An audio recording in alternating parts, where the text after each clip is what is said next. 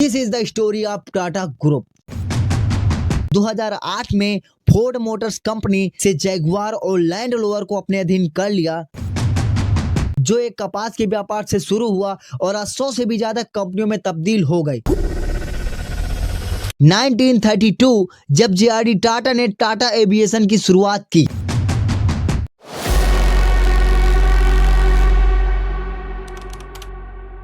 इस कहानी की शुरुआत होती है 1800 में, जब जमशेदजी नुसेरवानजी टाटा का जन्म 3 मार्च 1890 को नौसारी गुजरात के एक पारसी परिवार में हुआ था। उनके पिता नुसेरवानजी एक छोटे व्यापारी थे। जमशेदजी टाटा अपनी एजुकेशन कंप्लीट करने के बाद अपने करियर की शुरुआत अपने पिता के व्यापार से की। उन्होंने अपनी व्यावसायिक यात्रा को आगे बढ़ाने के लिए इंग्लैंड का दौरा किया, जहां उन्होंने पश्चिमी व्यापारिक तकनीकियों का अध्ययन किया। जमशेदजी टाटा ने 1868 में अपनी खुद की व्यावसायिक फर्म की स्थापना की, जिसे अभी के टाइम में हम टाटा ग्रुप के नाम से जानते हैं। वो जल्द ही मुंबई के कपास के व्यापार के एक महत्वपूर्ण व्यक्ति बन गए। उन्होंने 1869 में एक दिवालिया तेल की मिल को खरीदा, जिसका नाम उन्होंने अलेक्जेंड्रा मिल रखा एंड 2 साल बाद एक अच्छे मुनाफे के साथ इस मिल को बेच दिया। उसके बाद जमशेदजी टाटा ने 1877 में एक कपास की मिल को नागपुर में मैन्युफैक्चर किया। उन दिनों महारानी विक्टोरिया, जो भारत की रानी का खिताब हासिल किया था, उस वक्त को समझते हुए जमशेदजी टाटा ने अपने कारखाने का नाम इम्प्रेस मिल रखा, इम्प्रेस यानी महारानी। लेकिन इसी बीच जमशेदजी टाटा की बहुत ही आलोचनाएं हुई, क्योंकि उस समय कपास की मिल सबसे ज्यादा बॉम्बे में थी, जिससे लोगों को लगा कि जमशेदजी टाटा बहुत बड़े मूर्ख हैं। उसने मिट्टी को खोदकर सोने को दबा दिया है। लेकिन क्वेश्चन यहाँ आता है कि जमशेदजी टाटा ने नागपुर में ही क्यों इम्प्रेस मिल को स्थापित किया? इसका मेन रीजन था कि यह स्थान कपास की खेती के लिए उपयुक्त था। यहाँ मजदूर आसानी से मिल सकते थे। इसके अलावा नागपुर में औद्योगिक स्थान के कारण परिवहन की सुविधा भी अच्छी थी। लेकिन इसका डिसएडवांटेज ये था कि वहाँ के जो एम्प्लॉयज थे वो कभी भी अपना फुल टाइम कंपनी को नहीं देते थे। वो कभी दिन में 2 घंटे 4 घंटे काम करते और चले जाते, तो कभी हफ्तों की छुट्टी ले लेते थे, जिससे ऐसी सिचुएशन में किसी भी कंपनी का मालिक ऐसे वर्कर्स को हायर कर देता है। बट जमशेदजी टाटा ने ऐसा बिल्कुल भी नहीं किया। उन्होंने इसके लिए एक स्ट्रेटजी अप्लाई की, जहां उन्होंने वर्कर्स के लिए एक प्रोविडेंट फंड की स्कीम लॉन्च की। इस स्कीम के तहत वर्कर्स को रिटायर के बाद भी पेंशन मिलने वाली थी। दूसरा, वर्कर्स का मेडिकल इंश्योरेंस कराया गया। साथ ही फैमिली डेज, स्पोर्ट डे जैसे इवेंट ऑर्गेनाइज कराए, जिससे इन इवेंट में अव्वल आने वाले वर्कर्स को सबके सामने रिवॉर्ड भी किया जाता था, जिससे वर्कर्स अपने आप को बहुत ही वैल्यूड फील करने लगे, जिसके कारण वर्कर्स की प्रेजेंटेशन एंड परफॉर्मेंस बढ़ने लगी। इस कंपनी का मुख्य उद्देश्य था भारत के कपास उद्योग को बढ़ावा देना, ताकि देश आत्मनिर्भर बन सके और ब्रिटिश कपड़ों पर कम निर्भर हो सके। जमशेदजी टाटा ने इस मिल में नवीनतम तकनीकी मशीन का इस्तेमाल किया, जिससे उत्पादित कपड़े उच्च गुणवत्ता के होते थे, जो इंटरनेशनल मार्केट में प्रतिस्पर्धा कर सकते थे।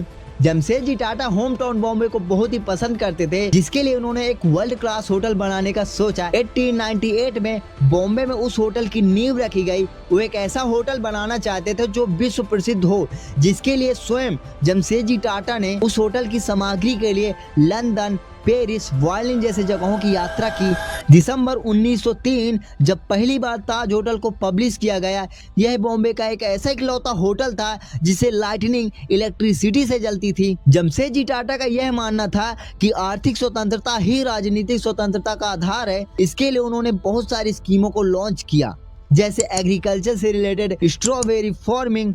लेकिन उनके माइंड में 3 सबसे बड़े सपने थे। पहला, अपनी लौह यानी स्टील कंपनी को ओपन करना। दूसरा, विश्व प्रसिद्ध अध्ययन केंद्र स्थापित करना। तीसरा, जल विद्युत परियोजना लगाना। लेकिन दुर्भाग्यवश उनके सपने सपने ही रह जाते हैं, क्योंकि सन 1904 जब जमशेदजी टाटा इस दुनिया को अलविदा कहे गए। जमशेदजी टाटा के सपने इतने बड़े, इतने ग्रांड थे कि उनके जीते जी इन सपनों को पूरा करना पॉसिबल नहीं था। पर उन्होंने बीज तो बो दिया था, एक ऐसा बीज जिसकी जड़ें उनकी आने वाली पीढ़ी अनेक देशों में फैलाएंगी।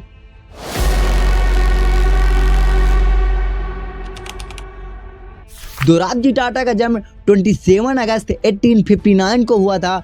उन्होंने अपनी प्रारंभिक शिक्षा बॉम्बे से प्राप्त की। उसके बाद दोराबजी टाटा ने बॉम्बे गजट में 2 साल एक पत्रकार के रूप में काम किया। 1848 में वह अपने पिता जमशेदजी टाटा के कपास के व्यापार में शामिल हो गए। कुछ दिनों के बाद उन्हें नागपुर भेज दिया गया, जहां उन्होंने इम्प्रेस मिल में एक कपास के व्यापार को सीखा।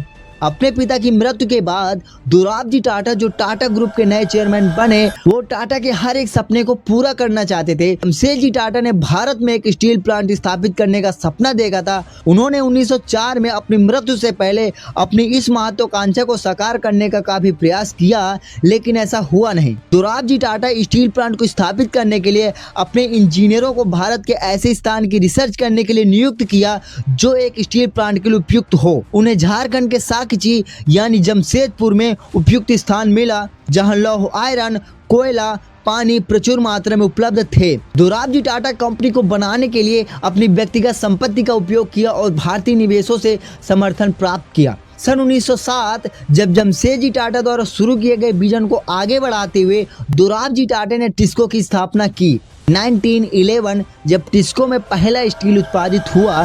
प्रारंभिक दिनों में टिस्को को विभिन्न चुनौतियों का सामना करना पड़ा, जैसे तकनीकी समस्याएं, वित्तीय कठिनाइयां और प्रथम विश्व युद्ध।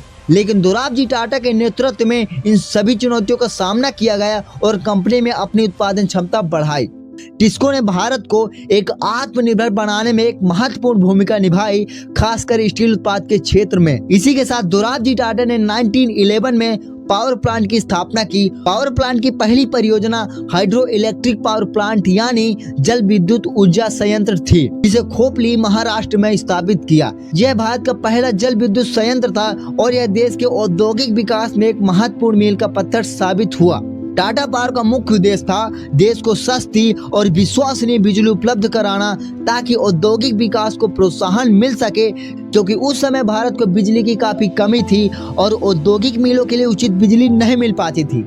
टाटा पावर ने कई पावर प्लांट भी स्थापित किए, जैसे thermal power plant, hydro electric power plant. इसी के साथ दोराबजी टाटा ने समाज सेवा, शिक्षा, विज्ञान और खेल कूद में भी एक महत्वपूर्ण योगदान दिया।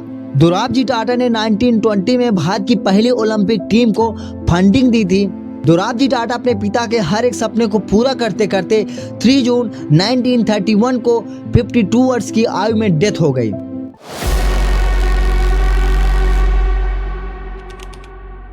दोराबजी टाटा की मृत्यु के बाद टाटा ग्रुप के नए चेयरमैन बने जे.आर.डी. टाटा। जे.आर.डी. टाटा का पूरा नाम जहांगीर रतनजी दादाभाई टाटा था। उनका जन्म 29 जुलाई 1904 को पेरिस, फ्रांस में हुआ था। फ्रांस के नागरिक के रूप में जे.आर.डी. टाटा को कम से कम 1 वर्ष के लिए फ्रांस की सेना में भर्ती होना पड़ा। वह टाटा समूह के संस्थापक जमशेदजी टाटा के भतीजे थे। जे.आर.डी. टाटा अपने पिता के माध्यम से 1925 में ही टाटा ग्रुप को ज्वाइन कर लिया था और टिस्को के प्लांट में काम सीख रहे थे। वह एविएशन में गहरी रुचि रखते थे। उनका पायलट बनने का सपना था। उन्होंने फ्रांस में पायलट का प्रशिक्षण भी प्राप्त किया था। 1932 जब जे.आर.डी. टाटा ने टाटा एविएशन की शुरुआत की। यह एयरलाइन पैसेंजर को ट्रांसपोर्ट का काम करने वाली पहली इंडिया एयरलाइन बनी। इसकी पहली फ्लाइट स्वयं जे.आर.डी. टाटा ने कराची से मुंबई के लिए उड़ाई, जिसके बाद वह इंडिया के फर्स्ट लाइसेंस धारी यानी कमर्शियल पायलट बने। चेयरमैन बनने के बाद जे.आर.डी. टाटा ने देखा कि सोडा एस कास्टिक सोडा, जिसका उपयोग कांच, डिटर्जेंट और अन्य रासायनिक उत्पादों के निर्माण में होता है, जिसकी डिमांड इंडिया में बहुत ज्यादा थी, जिसके कारण इन्हें बाहर की कंट्रियों से इंपोर्ट किया जाता है। वो चाहते थे कि ऐसे केमिकल इंडिया में ही प्रोड्यूस हों। इसके लिए उन्होंने 1939 में गुजरात के मीठापुर टाउन में टाटा केमिकल की शुरुआत की। हाँ, ये वही टाटा केमिकल कंपनी है जो आज टाटा सोल्ट को भी मैन्युफैक्चर करती है। केमिकल बिजनेस बहुत अच्छा चल रहा था, लेकिन उनका मेन उद्देश्य था अपने सपने यानी एयरलाइंस को अधिक ऊंचाइयों तक ले जाना। सेकेंड विश्व युद्ध के दौरान ब्रिटिश गवर्नमेंट ने सभी प्लेन को सीज कर दिया, जिससे टाटा एविएशन रातों रात बंद हो गया। लेकिन जैसे ही सेकेंड विश्व युद्ध रुका, वैसे ही जे.आर.डी. टाटा ने एविएशन को पुनः शुरू करने का फैसला किया। इस प्रकार पुनः 1946 में एयर इंडिया की शुरुआत हुई। जे.आर.डी. टाटा एयर इंडिया के अध्यक्ष बने। उनके नेतृत्व में एयर इंडिया ने उच्च मानकता स्थापित किया। उन्होंने हमेशा सुरक्षा, समयबद्धता, फूड, क्लीनेस और सेवा की गुणवत्ता पर जोर दिया। इन सब के कारण न केवल इंडिया में बल्कि इंटरनेशनल में भी air India one of the best world class airline के रूप में पहचान मिली। जे.आर.डी. टाटा एयर इंडिया को बहुत ही अच्छे तरीके से केयरफुली देख रहे थे। लेकिन एक दिन कुछ ऐसा हुआ जिससे एयर इंडिया को उनसे छीन लिया गया। हुआ कुछ ऐसा था कि स्वतंत्रता के बाद भारत सरकार ने 1953 में भारतीय नागरिक उड्डयन क्षेत्र का राष्ट्रीयकरण किया, जिससे देश की सबसे इंपॉर्टेंट कंपनी एयर इंडिया को 49% हिस्सा अपने अधीन कर लिया। गवर्नमेंट ने 2 संस्थाएं बनाई। पहला एयर इंडिया इंटरनेशनल लिमिटेड अंतरराष्ट्रीय उड़ानों के लिए, दूसरा इंडियन एयरलाइंस यानी घरेलू उड़ानों के लिए। इंडियन गवर्नमेंट के कंट्रोल में आते ही एयर इंडिया पर काफी बुरा इम्पैक्ट पड़ा, जिससे एयर इंडिया का वर्ल्ड क्लास का स्टेटस धीरे धीरे खत्म हो गया। इसके बाद जे.आर.डी. टाटा ने 1952 में टाटा आइलैंड यानी टम्को के तहत भारत में B2 प्रोडक्ट के लिए एक स्थानीय ब्रांड शुरू करने का विचार किया। इसके तहत उन्होंने लैक्मे ब्रांड की स्थापना की। लैक्मे का मुख्य उद्देश्य था भारतीय महिलाओं के लिए विश्वसनीय ब्यूटी प्रोडक्ट उपलब्ध कराना। इसी के साथ टाटा ग्रुप ने 1940 के दशक में ही ऑटोमोबाइल के क्षेत्र में प्रवेश करने का विचार किया। जे.आर.डी. टाटा का दृष्टिकोण था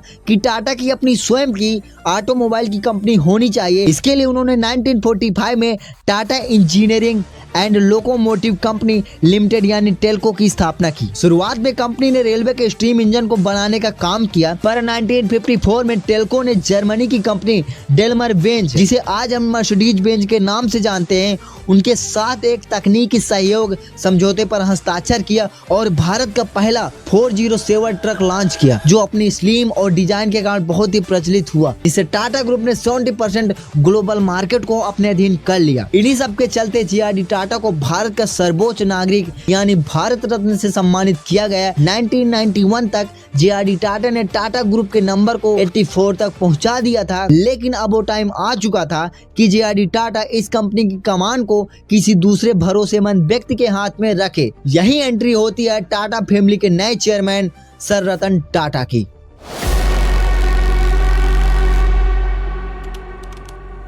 सर रतन टाटा 1962 से ही टाटा समूह में अपने करियर की शुरुआत की। उन्होंने टाटा स्टील के शॉप फ्लोर पर काम किया और कई कठिनाइयों को संभाला। चेयरमैन बनने से पहले सर रतन टाटा को 1977 में इम्प्रेस मिल सौंप दी। यह टाटा नियंत्रित कपास मिल थी। इस कंपनी को सर रतन टाटा ने भारी लॉस से बाहर निकाला। इसी के साथ 1981 में सर रतन टाटा इंडस्ट्रीज और समूह की अन्य होल्डिंग कंपनियों के अध्यक्ष बनाए गए, जहां वे समूह की कार्यनीतिक विचार को रूपांतरित करने के लिए उत्तरदायी तथा उच्च प्रौद्योगिक व्यापारों में नए उद्यमों के प्रवर्तक थे। 1991 जब सर रतन टाटा टाटा समूह के नए चेयरमैन बनने के बाद देखा कि टाटा समूह बाहर से देखने पर बहुत अच्छा परफॉर्म कर रहा है, लेकिन अंदर से कुछ खास नहीं। उन्होंने ये भी देखा कि इंडिया में अभी तक कोई भी स्वदेशी व्हीकल लॉन्च नहीं हुआ, जिसके कारण टाटा मोटर्स ने 1998 में इंडिया की पहली स्वदेशी passenger car Tata indica launch की। उस समय की यह सबसे प्रचलित कार थी। टाटा इंडिका की किफायती कीमत, व्यापक इंटीरियर और उच्च माइलेज के कारण इसका उच्च लेवल का था। इसी के साथ टाटा ने टेक्नोलॉजी पर भी ध्यान दिया। उन्होंने देखा कि टीसीएस जो कि डेटा प्रोसेसिंग और बैंकिंग का काम कर रही थी, जो एक बेसिक लेवल का था, उन्होंने टीसीएस को डेटा प्रोसेसिंग से सॉफ्टवेयर डेवलपमेंट तक ले गए, जो inter branch reconciliation IVR software था। टीसीएस ने अपनी सेवाओं का विस्तार किया और वैश्विक बाजार में प्रवेश किया। इस दौरान टीसीएस ने कई अंतर्राष्ट्रीय प्रोजेक्ट पर भी काम किया और अपनी विशेषताओं को विभिन्न क्षेत्रों में फैलाया, जिससे बैंकिंग, बीमा, हेल्थ केयर, रिटेल और टेलीकॉम शामिल हैं। 2004 टीसीएस ने अपनी शुरुआती सर्जिंग प्रस्ताव IPO के माध्यम से शेयर बाजार में प्रवेश किया। आज ये वही टीसीएस जो दुनिया की सबसे बड़ी IT सेवा कंपनी में से एक है। सर रतन टाटा जो कि टाटा मोटर्स को अभी भी अधिक ऊंचाइयों तक ले जाना चाहते थे, उन्होंने ये देखा कि इंडिया में जो मिडिल क्लास के लोग हैं वो अभी भी एक कार अफोर्ड नहीं कर पा रहे, वो अभी भी 2 पहिए की व्हीकल यानी स्कूटर से चल रहे हैं। सर रतन टाटा ने इंडियन पीपल को 1 लाख की अप्रोक्स कीमत की एक कार देने का वादा किया। सन 2008 जब सर रतन टाटा ने टाटा नैनो को लॉन्च किया, जिसकी कीमत लगभग 1 लाख रुपए रखी गई। यह दुनिया की सबसे सस्ती कार बनी। इसका डिजाइन कॉम्पैक्ट और इकोनॉमिक था। इसे इंडियन फैमिली को ध्यान में रखते हुए डिजाइन किया गया था, जिसे 4 लोग आराम से बैठ सकते थे। टाटा नैनो ने शुरुआत में बहुत ज्यादा सुर्खियां बटोरी, लेकिन बाद में इसे बड़ी चुनौतियों का सामना करना पड़ा। सर रतन टाटा ने जिस उम्मीद से टाटा नैनो को लॉन्च किया, वही सबसे बड़ा टाटा नैनो का डाउनफॉल का रीजन बना। और सन 2018 में टाटा नैनो के प्रोडक्शन को बंद कर दिया। सर रतन टाटा चाहते थे कि टाटा मोटर्स इंडिया में ही नहीं बल्कि ग्लोबल मार्केट में भी अपना वर्चस्व स्थापित करे। इसके लिए उन्होंने 2008 में फोर्ड मोटर्स कंपनी से जैगुआर और लैंड रोवर को अपने अधीन कर लिया। टाटा मोटर्स ने $2.3 बिलियन में इन दोनों को खरीदा। इस अधिग्रहण से टाटा मोटर्स को ग्लोबल मार्केट में एक इम्पोर्टेंट स्थान मिला। ये वही जैगुआर और लैंड रोवर है जो इंडिया में ही नहीं बल्कि विदेशों में भी अपनी पहचान बनाई। सर रतन टाटा की लीडरशिप में टाटा ग्रुप की अचीवमेंट की लिस्ट बहुत बड़ी है, चाहे वह टाइटन द्वारा वर्ल्ड की स्लिमेस्ट वॉच बनाना हो, टीसीएस द्वारा one of the most powerful computer बनाना हो या टाटा स्काई को लॉन्च कर पूरे टेलीविजन मार्केट को अपने अधीन करना हो। ऑलमोस्ट टाटा ग्रुप ने हर एक एरिया में सक्सेस हासिल की।